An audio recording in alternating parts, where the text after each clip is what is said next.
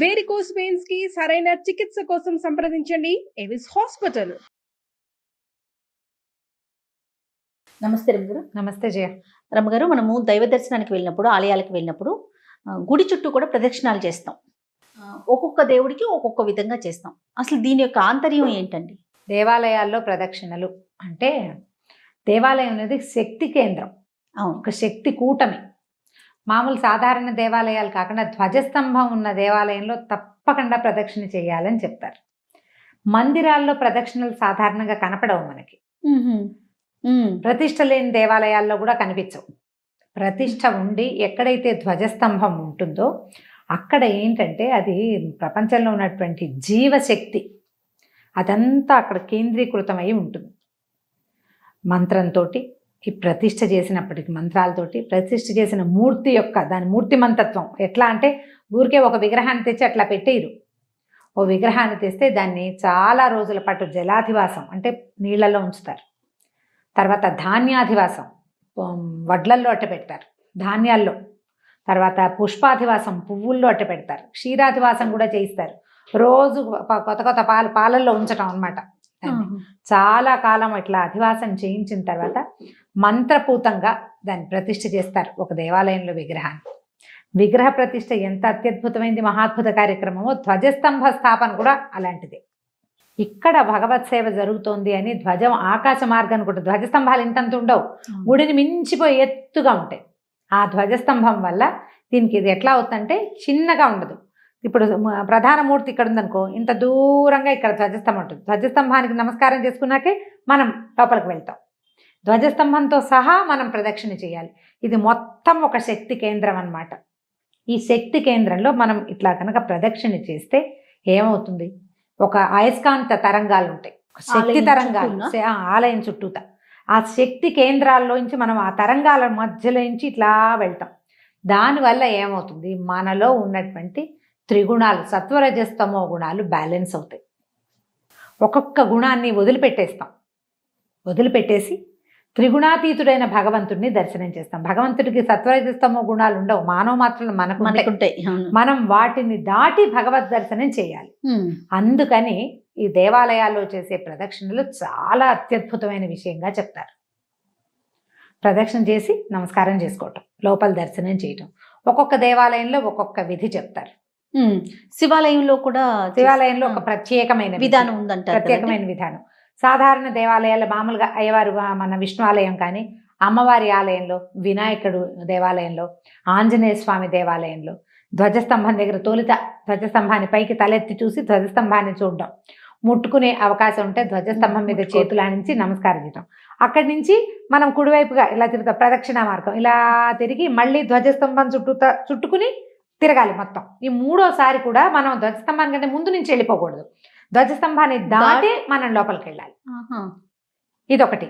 అక్కడి నుంచి కొన్ని చోట్ల అంతరాలయంలో మనం గర్భాలయంలో తిరిగేందుకు కూడా అవకాశం ఉంటుంది.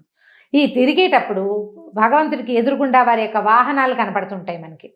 ఇలా మన పరమేశ్వరుడి శివాలయంలో ఏమో నందీశ్వరుడు కనిపిస్తాడు, కొన్ని అమ్మవారి ఆలయాల్లో సింహం కనపడుతుంది, ఆంజనేయ స్వామి ఆలయాల్లో ఒంటె కనపడుతూ ఉంటుంది. మధ్యలోకి వెళ్ళకూడదు, స్వామికి ఆ వాహనానికి మధ్యలో నుంచి వెళ్ళకూడదు. ఆ వాహనం ఏంటి తదేకంగా భగవంతుడిని దర్శించుకుంటూ ఉంటుంది.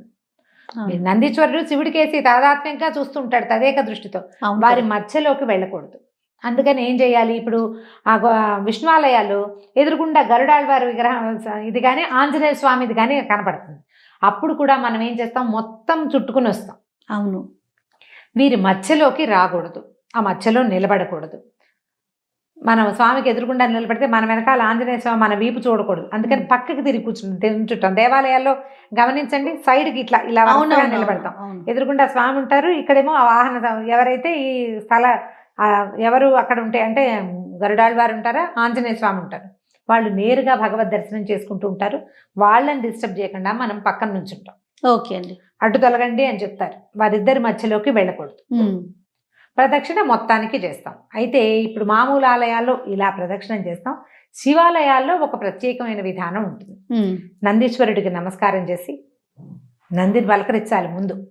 అప్పుడు స్వామిని లింగ స్వరూపం స్వామివారిని దర్శనం చేసి అప్పుడు ప్రదక్షిణ మొదలు పెట్టాలి. దర్శన అంతరాలయ ప్రవేశం చేయకర్ల, నందీశ్వరుని మీద నుంచే మనం ఇట్లా చూస్తాం కదా. అవునవును. నందీశ్వరుని ఆయన వెనకాల భాగాన్ని ముట్టుకుంటూ కుడి చేతితోటి శృంగాల మీద అది ఆయన 2 కొమ్మల మీద వేళ్ళుంచి కొమ్ముల మధ్యలో ఏంటంటే నంది స్వామి. ఎలా చూస్తున్నాడో అట్లా మనం చూస్తామన్నమాట. అవును అవును.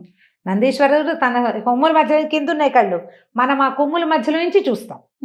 దర్శనం అయిన తర్వాత అప్పుడు ప్రదక్షిణ మొదలు పెట్టాలి. అది ఎట్లా వెళ్తాము, ఒక రౌండ్ సగమే వెళ్ళేది, వెనక భాగాన్ని దాటి మళ్ళీ అవతల వైపుకి ఎడం వైపుకి తిరగంగానే అక్కడ సోమసూత్రం అని ఉంటుంది. సోమసూత్రం అంటే గుడి లోపల చేసేటువంటి అభిషేక తీర్థము బయటికి వెళ్ళే మార్గం. అవును. దాన్ని దాటకూడదు. అది చండీశ్వర క్షేత్రం. చండీశ్వరుడు ఉంటాడు. ప్రమథగణాలు ఆ సోమసూత్రం దగ్గర కూర్చుని ఉంటాయి. వాళ్ళని దాటి ప్రదక్షిణ చేయకూడదు కాబట్టి సోమసూత్రం దాకా వెళ్ళి వెనక్కి వచ్చేసేయాలి మళ్ళీ. ఇంకా ఏ గుడిలోనూ ఇట్లా వెనక్కి వచ్చే పద్ధతి ఉండదు, ఒక్క శివాలయంలోనే ఉంటుంది. అట్లా ఎన్ని ప్రదక్షిణలు చేయాలి రమ్మగారు? 3 చేయొచ్చు, నువ్వు 1 చేయొచ్చు. నువ్వు వెనక్కి తిరిగి మళ్ళీ నందీశ్వరుడి దగ్గరకు వచ్చి నమస్కారం చేసుకుంటే ఒక ప్రదక్షిణ పూర్తయినట్టు. మళ్ళీ అట్లా నువ్వు 3 సార్లు చేయదలుచుకుంటే 3 సార్లు అలాగే అందాక వెళ్ళటము ఎంతో ఉండదు. అవును కదా. కాస్త ఇట్లా తిరిగిపోకుండా అక్కడి నుంచి వెనక్కి తిరిగి వచ్చేస్తాం. అది అప్రదక్షిణం అవుతుందని భావించక్కర్లేదు. శివాలయంలో ఆ విధానం ఉండదు. మిగిలిన అన్ని దేవాలయాల్లోనూ మనం సంపూర్ణంగా తిరుగుతాం. సంపూర్ణంగా ధ్వజస్తంభంతో సహా వాహనం కానీ, స్వామివారికి ఎదురుగుండా ఉన్నటువంటి క్షేత్రపాలక స్వామి కానీ, ఆయనకి ఎదురుగుండా గరుత్మంతుడు ఉంటాడా లేకపోతే ఆంజనేయ స్వామి ఉంటాడు, వారిని దాటుకుని తిరిగి వస్తాం. వారిని కూడా లోపలే ఉంటారు. ఇట్లా మనం ప్రదక్షిణ చేసేటప్పుడు ఇతరులతో మాట్లాడడం కానీ పరిగెత్తడం కానీ గబగబా చేసేయకూడదు. ఒక నిండు గర్భిణి నీళ్ల పాత్ర పట్టుకుని నడిస్తే ఎలా నడుస్తుందో అట్లా అడుగులో అడుగు వేసుకుంటూ వెళ్ళాలి. మనం ఈ చేసే ప్రదక్షిణ మనలో ఉన్నటువంటి దుర్గుణాలని, త్రిగుణాలని, మన సమస్యలని, జీవితం పట్ల ప్రపంచం పట్ల మనకున్న భయాలని తొలగదీసుకోవటం కోసం ఈ ప్రదక్షిణ చేస్తున్నంతసేపు అక్కడ ఉన్న శక్తి నుంచి మనం గోత్రు అవుతున్నాము అనే గమనంతో ఏదైనా నామోచ్చరణ ఏదైనా చేయటం, ఒక శ్లోకాలు చదువుకోవటమో, స్తోత్రం చదువుకోవటమో, భగవన్నామ సంకీర్తనో చేస్తూ 2-3 వెళ్తే మనం కబుర్లు చెప్పుకుంటూ చేయకూడదు. సినిమాటిక్ మాటలు చేయకూడదు. వెనకాల ఎవరితోటైనా మాట్లాడడమో హాయిలు హాలోలు చేయకూడదు. నవ్వుమొహం పెట్టాలంతే. భగవన్నామోచ్చరణ మానకూడదు. ఒక్కసారి ఇట్లా వెళ్ళి చూడండి, మీకు ఎంత డిఫరెన్స్ వస్తుందో చూడండి. మన మనస్తత్వం మారిపోతుంది. పరిగెత్తుకుంటూ ఆఘమేఘాల మీద వెళ్ళటము, భార్యాభర్త చేతులు పుచ్చుకు వెళ్ళటము అలాంటివి చేయకూడదు. అట్లా చేతులు పుచ్చుకునేది వివాహంలో అవగానే మనం పసుపు బట్టలతోటి తీసుకెళ్తారు కదా, వాళ్ళని ఒక్కసారి అట్లా చేయమంటారు. మామూలుగా విడిగా తర్వాత వివాహం పసుపు బట్టలతో వెళ్ళిన వాళ్ళకే అది మనమంతా మామూలుగా వెళ్ళటమే. అక్కడ చేతులు పట్టుకోవటాలు అవి చేయకూడదు. జీవుడు ఎవడి దారి వాడిదే. అక్కడ నువ్వు ఎంత బాగా భగవన్నామోచ్చరణ చేస్తావో, ఎంత శ్రద్ధగా ప్రదక్షిణ చేస్తావో నీకు ఫలితం అంత బాగుంటుంది. దేవాలయ సందర్శనం వల్ల నీకు రావాల్సినటువంటి ప్రశాంతత లభిస్తుంది. చకచకా చేయొద్దు. ఈ మధ్యలో మనం ఈ ప్రదక్షిణ మార్గంలో ఇంకా చిన్న ఉపాలయాలు ఉంటాయి, అక్కడ కూడా నమస్కారం చేసుకుని రావటం.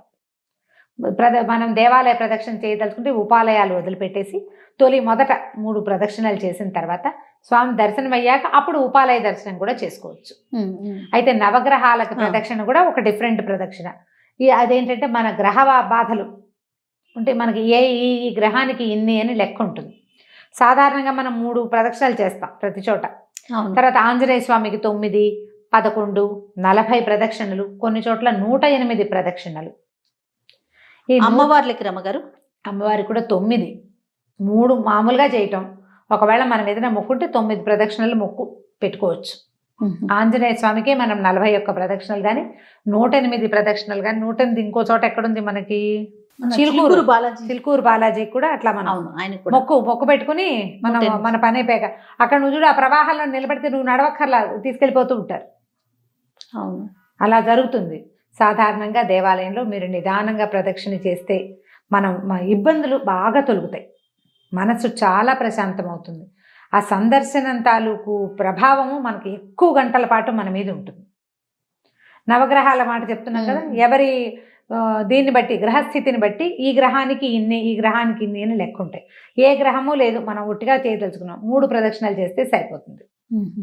దానికి ఒక శ్లోకం కూడా ఉంది. ఆదిత్యాయ చ సోమాయ మంగళాయ బుధాయ చ గురు శుక్ర శనిభ్యశ్చ రాహవే కేతవే నమః. ఈ 9 గ్రహాల పేర్లు వచ్చి ఆ శ్లోకం చిన్న శ్లోకం అక్కడ కనపడుతూ ఉంటుంది బోర్డు మీద, చదువుకోండి. ఒక 3 ప్రదక్షిణాలు చేసి ఓ నమస్కారం చేసేసుకోవచ్చు. దానికి నవగ్రహాల చుట్టూ తిరిగేటప్పుడు ఒకరికొకరు తగలకూడదని అలా వింటుంటాం కదా. అవును, అలా అంటారు. అవి ఒక్కొక్క దేవాలయంలో ఒక్కొక్క విధానం ఉంటుంది, ప్రాంతంలో కూడా అలా చెప్పబడతాయి. అయితే మామూలుగా మనం ఇంట్లో పూజ చేసుకునేటప్పుడు కూడా పూజాంతంలో మనం ఏం చేస్తాము, ఆత్మ ప్రదక్షిణ నమస్కారాలు సమర్పిస్తాం. ఇళ్లలో ఉంటాయి మనకి సత్యనారాయణ వ్రతాలు అప్పుడు చెప్తారు, యాని కానిచ పాపాని జన్మాంతర కృతానిచ తాని తాని ప్రణశ్యంతి ప్రదక్షిణ పదే పదే అని. పదే పదే ప్రదక్షిణం చేయటం వల్ల ఏవైతే మనం జన్మాంతరంలో చేసిన పాపాలు ఉన్నాయో అవి నశించిపోతాయి. ఇలా దేవాలయం చుట్టూతా ప్రదక్షిణ చేసేటప్పుడు కూడా మనం ఆ శ్లోకాన్ని తలుచుకోవచ్చు.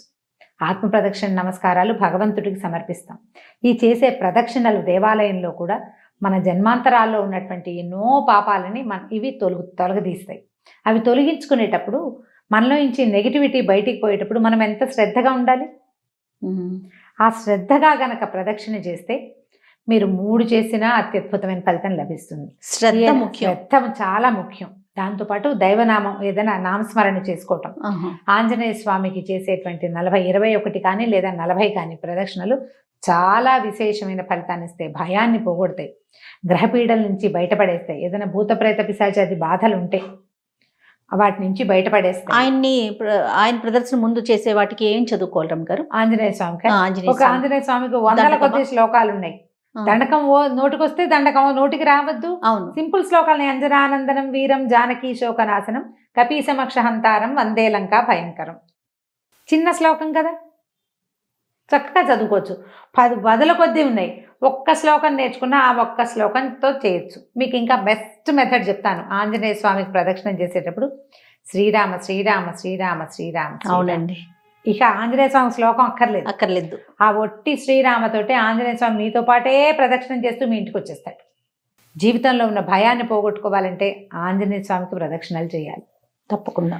దేవాలయంలో చేసే ఏ కార్యమైనా కూడా మంచి ఫలితాన్ని ఇస్తుంది. ఎందుకంటే అక్కడ పవర్ ఏమనాలంటే దాన్ని పవర్ బ్యాంక్ కాదు, పవర్ హౌస్ అది. దేవాలయం అందుకే కదా నిర్మించబడుతుంది. ఇంట్లోకి దేవాలయానికి ఉన్న తేడా అదే. దేవాలయంలో ఉండే ప్రశాంతత, ఆ ప్రత్యేకత ఇంకొక చోట రాదు. అలాంటి చోట కూర్చుని మీరు ఏదైనా భగవన్ నామస్మరణ చేసుకోవటం. ఈ ప్రదక్షిణ చేసేటప్పుడు వెళ్ళాలనుకుంటే ఒక శ్లోకం, అమ్మవారి గుడికి వెళ్తావు ఒక శ్లోకం అనుసంధానం చేసుకోవటం, ఆ ఒక్క శ్లోకాన్ని చదువుకుంటూ తిరగటం. పెద్ద పెద్దవి రావు మనకి, లలితా శాస్త్రాలు అవి రావు, చదువుకోలేకపోతాం. లక్ష్మీదేవి రాదు, ఏదో చిన్న శ్లోకం వచ్చింది, ఒక్కటి చిన్న శ్లోకం పట్టుకుని చదువుకోవటం, తిరగటం చేస్తే కనుక చాలా మంచి ఫలితం ఉంటుంది. నేను చెప్పినట్టుగా చేసి చూడండి తప్పకుండా అండి. నమస్తే. నమస్తే జయ.